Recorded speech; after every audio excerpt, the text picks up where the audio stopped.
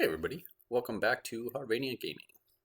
Today we're going to dive into some Never EnDungeon party creation and a little bit of gameplay with some narration, just kind of getting more into the details of the game here. So we will start a new game. You do have two options, so you can choose the quick start or custom party. Quick start is just going to generate a pool of 3 classes with names and just load you directly into the game. If you're looking to get quickly into the game without choosing too many options or really picking what your party and names are going to be, then quick start will get you going, and it will be randomized, so you'll have different results each time. If you go down to custom party, though, you get to pick which octopus are going to be the primary in your party, and you get to craft their names if you would like to. So let's go ahead and choose custom party, and we'll take a look at how that plays out. All right, so here's our character selection screen. We have our 6 base classes at the top here, and then we have our 6 unlockable classes at the within the bottom 2 rows. And then these represent our 3 party slots, and we do just pre-seed names here, so we have Sucker, Kale, and Squeak kind of pre-selected here. I'll spend just a little bit of time kind of covering the details on what these octopus represent and kind of what you get out of picking one of them. So we'll start with the warrior here, whose primary stat is strength. So every time he levels up, the strength is going to increase. He is more of a hardy character, so his hit points will increase among the highest of the octopus, so more of your tanky and damage type. And he does have a special ability of Sure Strike.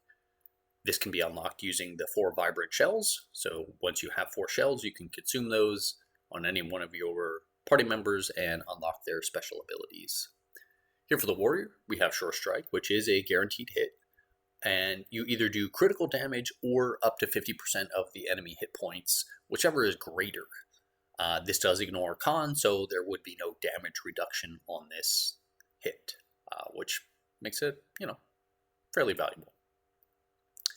Next up, we have the rogue, who is our dexterity primary stat octopus with the special of poison. This poisons each enemy. So each enemy gets poisoned, and they take 10% of their total hit points at the start of their turn for 4 turns. The rogue, obviously being dexterity based, would level up similarly to the warrior, but not have as many hit points overall. Next up, we have the mage, whose primary stat is int or intellect, and they have a special of multi-magic. This blasts each enemy with a magic attack, and this does ignore mine, so getting good area effect damage out of that special. All right, let's come over to the knight, who is our 4th selectable octopus here. The knight is our first dual stat class. So the knight has strength and int or intellect as the primary stats. So upon a level up, we would expect to see the strength and int go up. Not quite as much as what you would see from the mage or warrior, since those are split, but we would continue to see stat increases for strength and intellect. And the special here for the knight is Aegis, which increases the party's con or constitution and mind by 1 + 1 every 5 levels for the duration of battle. So good thing to cast at the start of a battle and increase everybody's resistance to physical and magical damage. Next up, we have the monk, who is our 2nd dual stat class. The monk's primary stats are dex and strength, and the monk has a special of focus, which increases the party's crit by 5 + 1 for every 5 levels. So critical damage will add your strength or intellect, depending on physical or magical damage, to your attack. Healer is our last of the base 6 classes and our 3rd dual stat class. The healer has primary stats of int or intellect and dex or dexterity, and has the special power of mineral shower, which heals each party member.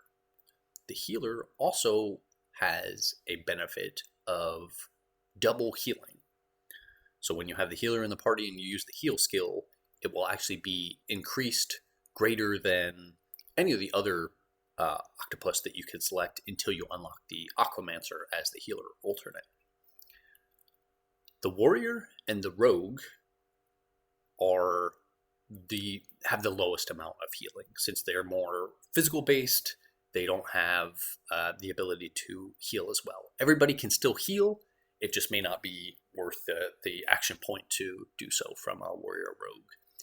The mage and the knight, as well as the monk, all have standard healing. So the healing calculation is your intellect plus your dexterity. So both or all of the mage, knight, and monk will be able to heal given how high their intellect and dexterity are, which makes them, decent alternate healers, and it can definitely help out in a pinch when you're just trying to top the party off.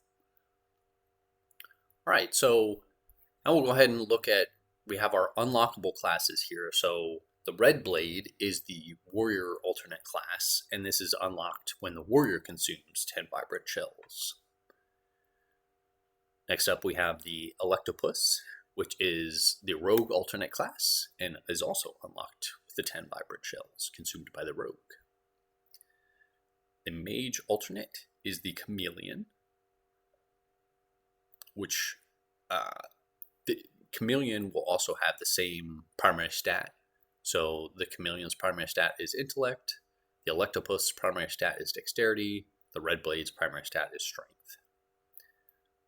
And then, of course, for our knight, our alternate class is the Dragoon, which also has the same strength and intellect base stats, but has, obviously, all of these classes have different special abilities and different visual effects.